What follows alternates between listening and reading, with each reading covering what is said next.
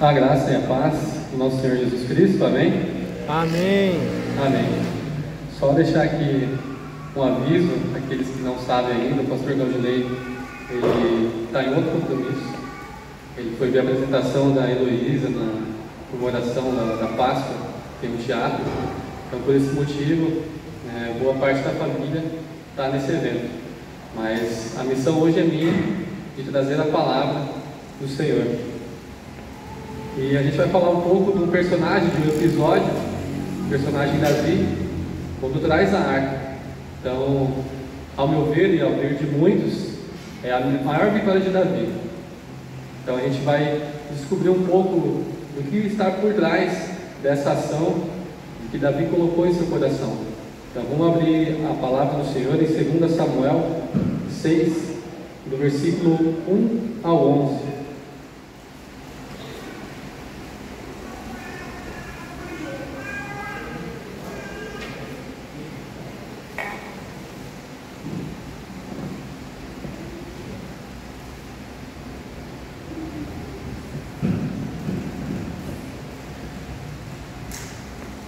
Amém? Vou estar lendo na Nova Almeida Atualizada. Diz assim a palavra do Senhor em 2 Samuel 6, do 1 ao 11. Mais uma vez, Davi reuniu todos os escolhidos de Israel, em número de 30.000. Davi se levantou e com todo o povo que tinha consigo partiu para Baalá de Judá, para trazer de lá a arca de Deus, diante da qual se invoca o nome do Senhor dos Exércitos, que se assenta acima dos querubins. Puseram a arca de Deus numa carroça nova e a levaram da casa de Abinadab, que ficava numa colina. Uzá e Aiô, filhos de Abinadab, conduziam aquela carroça.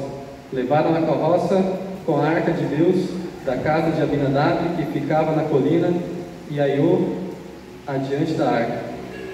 Davi e toda a casa de Israel se alegravam diante do Senhor com todo tipo de instrumentos de madeira de faia, de harpas, liras, tamborins, pandeiros e símbolos. Quando chegaram à eira de Nacon, Uzá estendeu a mão para segurar a arca de Deus, porque os bois tropeçaram. Então a ira do Senhor se acendeu contra Uzá, e Deus o feriu ali por esta irreverência, e Uzá morreu ali, ao lado da arca de Deus.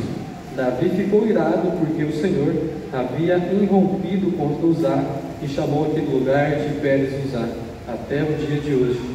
Naquele dia Davi teve medo do Senhor e disse: como poderei levar comigo a arca do Senhor?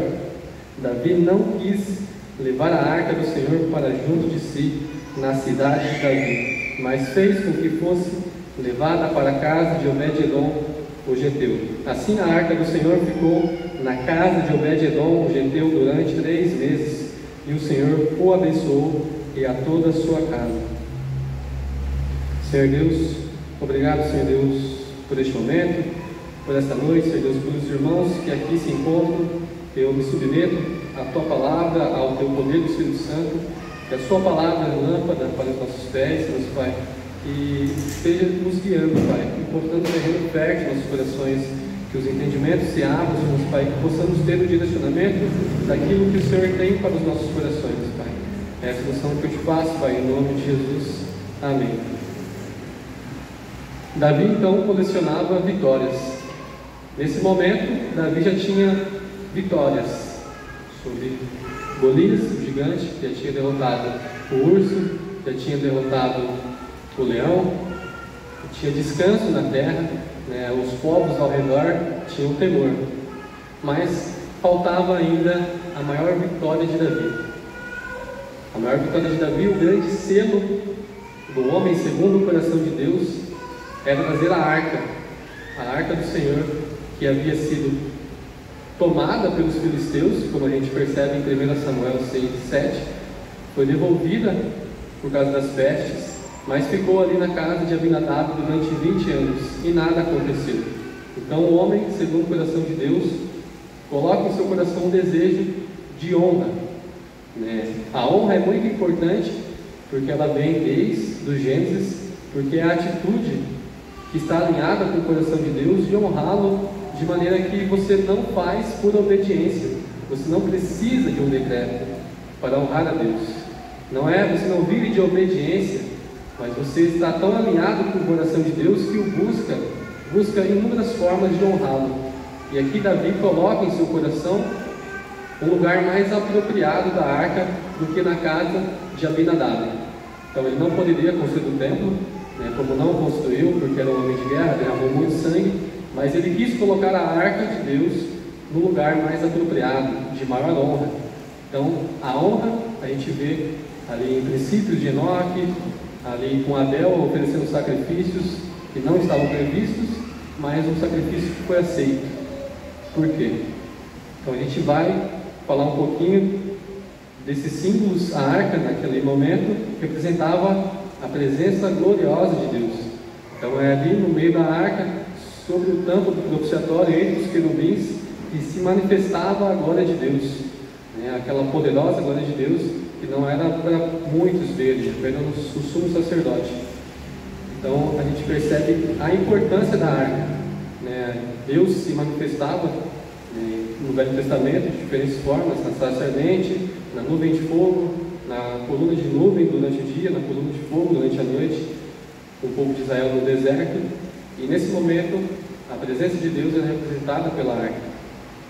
E o primeiro ponto que eu quero levantar para os irmãos, e o tema da mensagem, é como buscar a presença de Deus, como resgatar a presença de Deus, trazer de volta a presença de Deus. E o primeiro ponto que eu levanto para os irmãos é que o que nos distancia de Deus é o pecado. A gente percebe em Romanos, pela expulsão do Espírito Santo, e porque todos pecaram e destituídos estão da glória de Deus.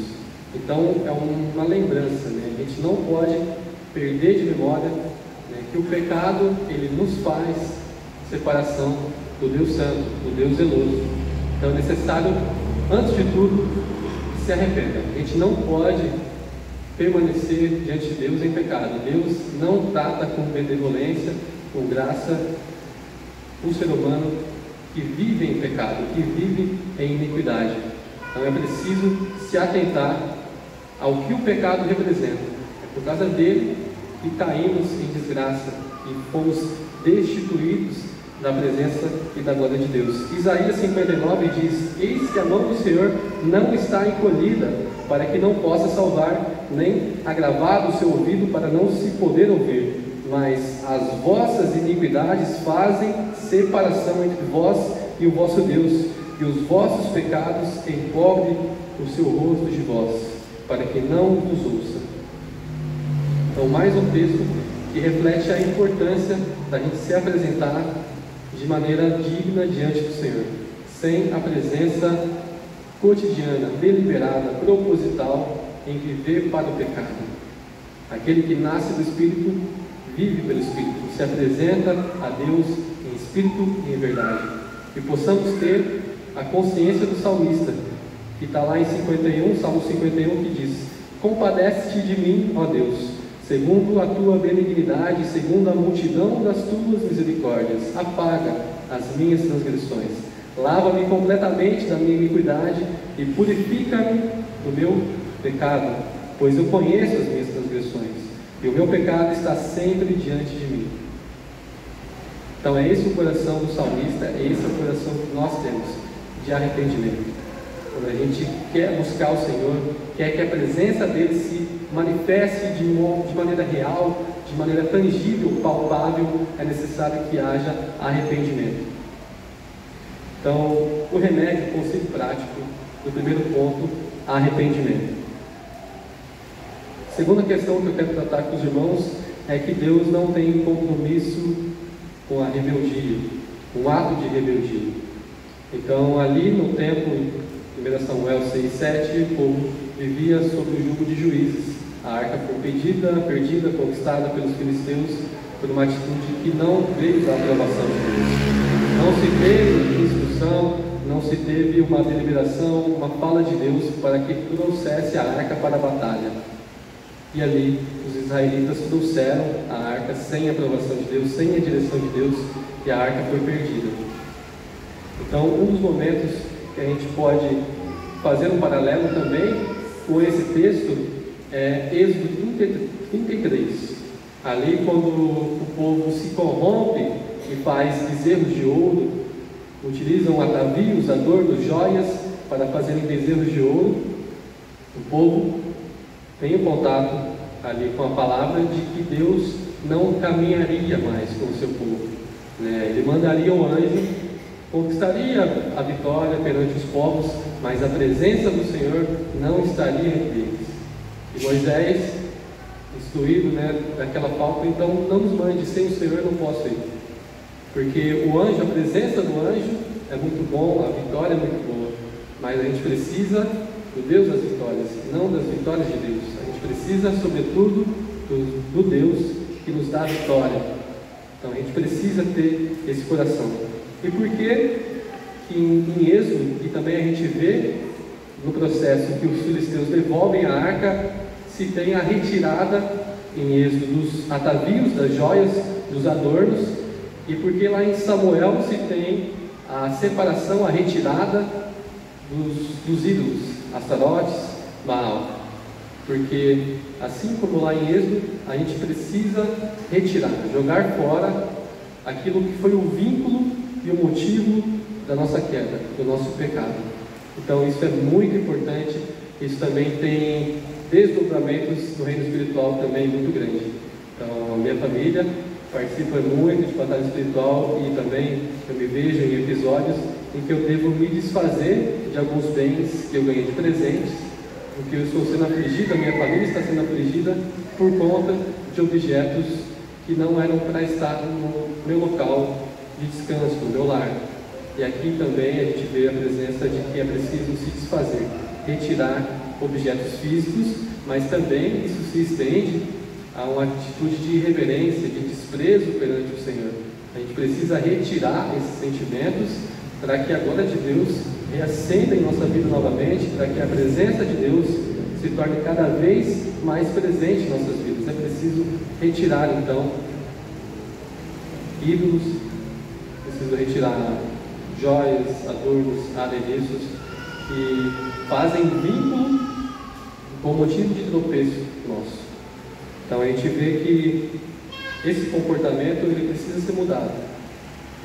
Falo de vínculo, falo de objeto, mas também comportamentos que não agradam a Deus. Em 1 Samuel diz assim: não basta só arrependimento, é preciso retirar aquele vínculo. 1 Samuel 7,3: Samuel falou a toda a casa de Israel, dizendo: cede todo o coração que vocês estão voltando ao Senhor, então tire do meio de vocês os deuses estranhos e os astarotes. Preparem o coração ao Senhor e sirvam somente a Ele. Ele livrará de vocês das mãos dos filisteus.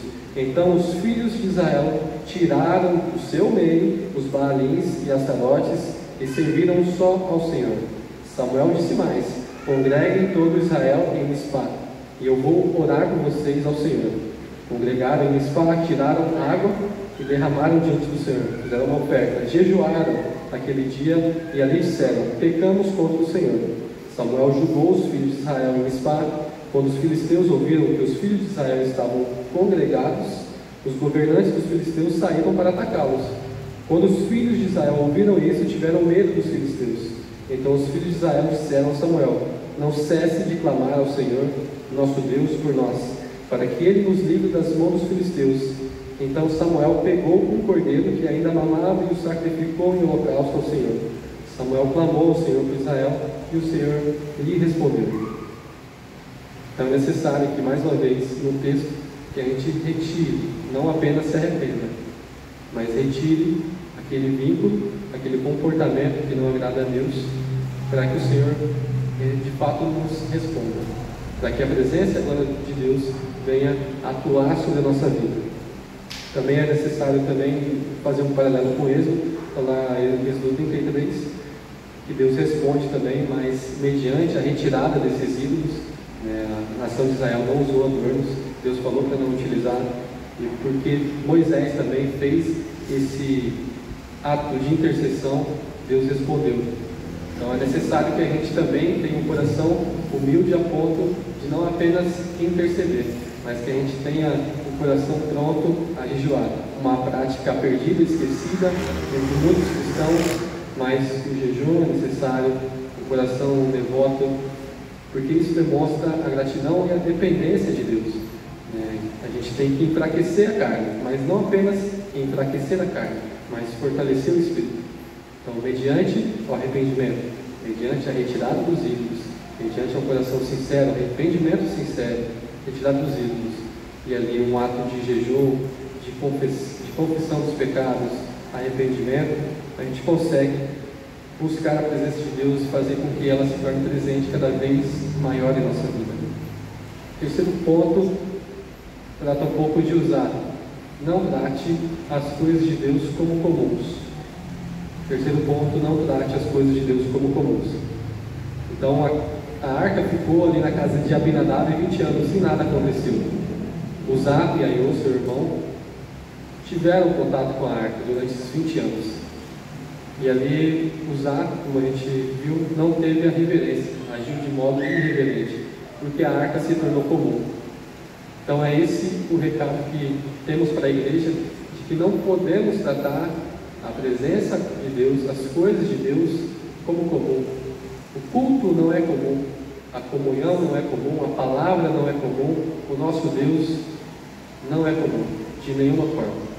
Então a gente não pode tratar nada que se refere a Deus como comum. Assim como Uzá, nesses 20 anos, cresceu e teve seu coração cauterizado, insensível. Então, muitas vezes a gente está dentro da igreja durante muito tempo e o nosso coração tem se tornado insensível, irreverente perante as coisas de Deus, perante o Deus eterno. Então, que a gente não trate as coisas de Deus como comuns, que a gente possa tratar de maneira digna, com honra, com graça, com gratidão, aquele que nos deu vida e que nos fornece vida minuto a minuto, segundo a segundo. Então a casa foi para a casa de Obed-edom. Obed-edom, os irmãos têm mais contato em 1 Crônicas 15. Não era um homem comum, era um levita, era um músico, era um dos cuidadores das portas, que futuramente viria a ser o templo e também na cidade de Davi. Ele era protetor, ele tinha consciência de que Deus deve ser honrado, deve ser tratado de maneira reverente. E por conta, principalmente, de que Uzá morreu, a notícia se espalhou, Davi não quis levar a arca para a cidade dele, cidade de Davi, e aí chega na casa de Obed-edom. Obed-edom trata de maneira reverente, trata da maneira devida à honra que Deus merece. E ali ele é abençoado, não somente ele, mas toda a sua casa, nos 3 meses que a arca fica lá. E essa é a diferença. A gente não pode tratar de maneira comum. Uzá tem ali a revelação de que é necessário reverência, zelo, temor, e ele trata com honra o Senhor. Então, as coisas de Deus não são comuns, e carro de boi, carruagem de bois, é coisa de filisteu. Não era para ser levada a arca em carro de bois, era para ser levado os levitas nos ombros, com as argolas, com as hastes. Então, as coisas de Deus não é para ser espelhadas no sistema mundano, no sistema filisteu. E é isso que Uzá tem. Uzá não, Obed-edom, desculpa. Tem a revelação de que as coisas de Deus não são comuns. É preciso reverência e temor. Ele trata de maneira digna ao Senhor. Então, a gente não negocia valores e princípios que a gente aprende na Bíblia. Então, não seja insensível às coisas de Deus, não trate de maneira comum, não negocie os valores e princípios que a gente encontra na Palavra de Deus. Quarto ponto, a arca não volta sozinha, a presença de Deus não volta sozinha. Então, é preciso buscá-la, assim como Davi dispôs no seu coração buscar a arca, é preciso resgatar. Então ali a gente viu, já foi falado que Moisés intercedeu pelo povo, Samuel intercedeu pelo seu povo, o povo se arrependeu, jejuou, teve o coração ali quebrantado, mas essa busca, ela não é exclusivamente nossa, não é porque nós buscamos que vai acontecer. Assim como João 15,5 diz que sem mim nada podeis fazer, tudo é obra da graça de Deus. A graça é o grande combustível para que a sua busca tenha efetividade, tenha sucesso. Então a gente não faz pela força do nosso braço. Então a gente entende que graça, ela não é ausência de esforço. A graça é ausência de mérito. A gente precisa se esforçar. Existe do nosso lado uma parte que precisa ser trabalhada, que precisa ter disciplina, que precisa ter foco, reverência, temor, e isso cabe a nós, mas sempre através do fruto do Espírito Santo, a presença de Deus atuando em nossa vida, pela graça de Deus, assim como João 15,5 fala: sem mim nada podeis fazer. Então eu ponto mais essa conexão na videira, que a gente tem a nossa responsabilidade, tem a nossa parcela, mas tudo vem dele, para a glória dele. Então que a gente, nessa conexão, não seja levado ao coração de Sansão, em Juízes 16:20, que ele se levanta e não percebe que a presença do Senhor está nele. E aí ele é capturado. Tem um corte nos cabelos, ele não percebe que o Espírito do Senhor já não está mais com ele. E ali ele é capturado, afligido, mas que a gente possa ter a conexão que a gente percebe em Cristo. Na cruz, num breve momento, ele fala: Deus meu, por que me desamparaste? Eli, Eli, lama sabachthani. Por que me desamparaste, Pai? Então que a gente tenha esse fardo, esse peso da presença de Deus atuando de tal maneira na nossa vida, que por um breve momento que Ele possa se retirar, ou numa breve imaginação, que a gente sinta esse peso. Deus não pode me desamparar, eu não consigo ficar sem Deus, porque Ele é meu refúgio, Ele é minha fortaleza, eu não posso ficar sem Ele. Que a gente sinta de fato o fardo da presença de Deus, porque sem ela nós somos minúsculos. Quinto ponto vem sobre buscar de maneira correta. O que Davi fez não foi errado, no termo de pecado. A gente consegue ver muitas coisas, perceber muitos pecados pelo que fazemos, mas o pecado, o erro, não se restringe ao que fazemos. Ele vem no que fazemos, como fazemos e por que fazemos. Davi esbarrou ali como fez. Ele não fez da maneira correta. E a gente tem a resposta em 1 Crônicas 15:11. Vou estar lendo para os irmãos. Chamou Davi os sacerdotes Zadok e Abiatar, e os levitas Uriel, Asaías, Joel, Semaías, Eliel e Aminadab. Ele lhes disse: Vós sois os cabeças das famílias dos levitas, santificai-vos, vós e os vossos irmãos, para que façais subir a arca do Senhor Deus de Israel ao lugar que lhe preparei. Pois visto que não a levaste na primeira vez, o Senhor nosso Deus irrompeu contra nós. Porque então não o buscamos, segunda nos fora ordenado. Santificaram-se, pois, os sacerdotes e levitas para fazer subir a arca do Senhor Deus de Israel. Os filhos dos levitas trouxeram a arca de Deus aos ombros pelas varas que nela estavam, como Moisés tinha ordenado, segundo a palavra do Senhor. Então, Deus responde ali de maneira favorável, porque foi buscado na segunda vez de maneira correta. Então, buscar a Deus, ele é válido, mas como buscamos, é que muitas vezes a gente não consegue ter a percepção. Roubar é errado, cobiçar é errado, mas fazendo as coisas de Deus, a gente consegue ter a noção. Como diz o Tiago: pedis e não recebeis porque pedis mal. Pedir oração é certo, mas como você está pedindo, está errado. Então, assim como a gente percebe o Novo Testamento, se repete no Velho. Na verdade, tudo vem do Velho. O como, o sacrifício, a oferta de Caim e Abel era certo. Como Caim fez, está errado.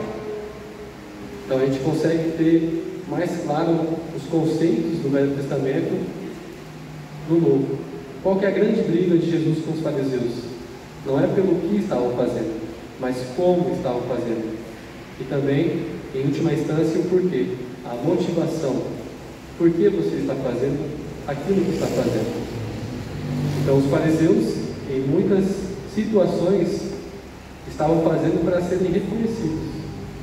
Jejuar estava certo, orar estava certo, mas orar em público para ser visto jejuar para ter um tipo de benevolência ou reconhecimento, está errado. Então, como buscar a Deus é que Davi nos traz aqui mais um ensinamento. A gente já viu no Velho Testamento e agora nós temos um sacerdócio muito superior. Como diz em 1 Pedro 2,9: vós, porém, sois raça eleita, sacerdócio real, nação santa, povo de propriedade exclusiva de Deus, a fim de proclamar as virtudes daquele que vos chamou das trevas para a sua maravilhosa luz. Vós, sim, que antes não erais povo, mas agora sois povo de Deus, que não tinhas alcançado misericórdia, mas agora alcançastes misericórdia. Tudo pela graça, tudo pela misericórdia de Deus. Então, possamos tomar posse desse sacerdócio real. O sacerdócio levítico já caducou, não vale mais. Então, a gente, como sacerdote, como Deus chamou desde o Velho Testamento, não era para ter uma tribo de sacerdotes, era para que a nação de Israel fosse uma nação de sacerdotes. Mas por causa do pecado do bezerro de ouro, teve uma tribo que se destacou pelo zelo, foi a tribo de Levi. Mas agora, no tempo da graça, nós somos chamados de sacerdócio real, nação santa, povo eleito, propriedade exclusiva de Deus. Então somos aptos, estamos preparados para buscar a presença de Deus dia após dia, momento a momento. Então que possamos tomar posse desse sacerdócio muito superior. Então que a gente possa ter os mesmos princípios e valores. A gente errou, se arrepender. Segundo ponto, se tem alguma coisa para ser retirada, que retire as joias, os adornos, os adereços, aquele vínculo que faz com que a gente tenha pecado e não tenha mais. Que a gente retire esses objetos, esse comportamento, esse sentimento que não agrada a Deus, para que a gente não venha cair novamente. Então a gente possa honrar a Deus. Honrar a Deus tem muito a ver, como já dito, em fazer aquilo que está além da obediência. É estar tão intimamente ligado, relacionado com Deus, que a gente busca de maneiras distintas e diversas e inúmeras vezes honrar a Deus para agradá-lo. Então, se nesse momento o Espírito Santo toca a sua vida, para que a presença dele seja buscada, que você busca. Então, que essa palavra seja uma palavra de exortação, de consolo, de confrontamento, mas que você possa interagir com o Espírito Santo de maneira a buscá-lo cada vez mais de maneira sincera, de coração limpo. Mais enganoso é o coração do homem. Então o coração ele tem um papel muito importante. Então, para poluir um rio, não precisa percorrer todo o caminho, toda a margem do rio, depositando lixo, resíduos que o tornam impróprio. Basta poluir a fonte. Então assim é o nosso coração. Onde está o nosso coração? Aí está o nosso tesouro. Então que a gente possa ter a reverência, ter o temor, e buscar a Deus em espírito e em verdade, fazer com que a sua presença seja real, tangível, palpável em nossas vidas, para que isso reflita de maneira que a gente possa impactar as pessoas que estão à nossa volta. Então a presença de Deus, ela é real, que a gente possa voltar à prática de jejum, de oração, cada vez mais de maneira fervorosa. O grande segredo da igreja primitiva foi buscar em um só Espírito, o mesmo entre todos. Foi esse vínculo, foi essa conexão, de buscar em Espírito e em verdade, em um só Espírito.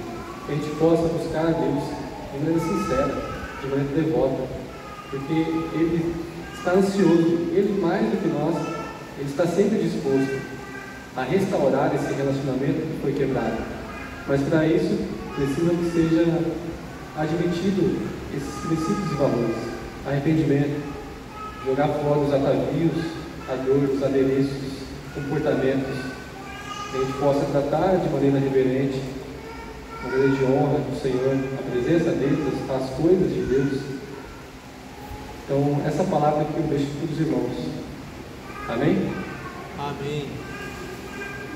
Senhor Deus, coloca, Senhor Pai, todas as pessoas em tuas mãos novamente, Que esta palavra, Senhor Deus, encontre espaço no nosso coração, encontre um terreno totalmente fértil, Pai. Que possamos interagir com o Teu Espírito Santo de maneira que possamos, Deus Pai, praticar, Deus Pai, viver essa palavra, Deus Pai. Despir-nos, Pai, de qualquer empecilho, Deus Pai, seja comportamento, seja objetos, Deus Pai, que nos levam a viver uma vida de mentira, Pai. Não podemos viver pela mentira, Deus Pai. Se tem alguma situação mal resolvida, Deus Pai, que gera em nós uma mentira, Deus Pai, tira de nós, Pai. Que possamos, Deus Pai, colocar em pratos limpos, Deus Pai, para que a Sua presença seja real na nossa vida, Pai. Que o Senhor esteja abençoando cada dia mais e mais a nossa vida, a nossa família.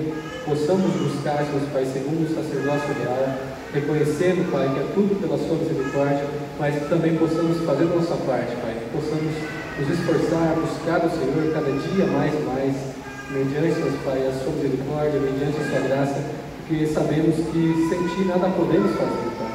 Que o Senhor esteja, Deus Pai, constrangendo o nosso coração, que o Senhor possa estar fortalecendo, consolando, Senhor Deus, e trazendo para perto, Deus Pai, a Sua presença, Deus Pai, para a nossa vida. Que possamos, Deus Pai, fazer aquilo que é necessário, Deus Pai. É a expressão que eu te faço, Pai, em nome de Jesus. Amém. Amém.